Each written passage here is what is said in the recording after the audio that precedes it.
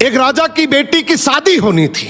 बेटी की शर्त थी कि जो 20 तक गिनती सुनाएगा वही राजकुमारी का पति बनेगा, लेकिन गिनती ऐसी होनी चाहिए जिसमें सारा संसार समा जाए, और जो ये गिनती नहीं सुना पाएगा उसे 20 कोड़े खाने पड़ेंगे। यह शर्त केवल राजाओं के लिए थी। अब एक तरफ राजकुमारी का पर्ण, दूसरी तरफ एक एक करके राजा महाराजा आए।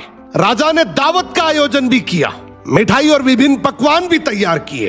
पहले सभी दावत का आनंद लेते, फिर सभा में राजकुमारी का स्वयंवर शुरू होता।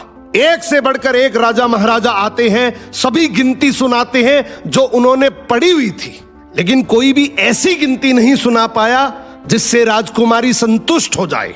अब जो भी आता कोड़े खाकर चला जाता। कुछ राजा तो आगे ही नहीं आए।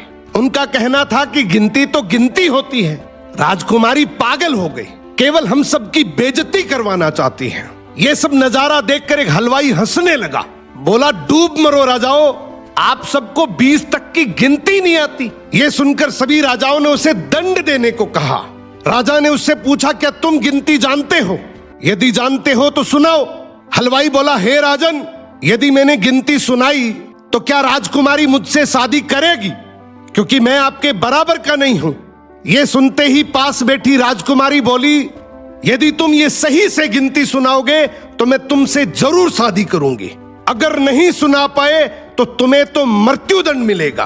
राजा की आज्ञा लेकर हलवाई ने गिनती शुरू की। उसने कहा, 1 भगवान, 2 पक्ष, 3 लोक, 4 युग, 5 पांडव, 6 शास्त्र, 7 वार, 8 खंड, 9 ग्रह, 10 दिशा, 11वां रुद्र, 12 महीने, 13 रत्न, 14 विद्या, 15 तिथि, 16 श्राद्ध, 17 वनस्पति, 18 पुराण, 19वीं तुम और 20वां मैं।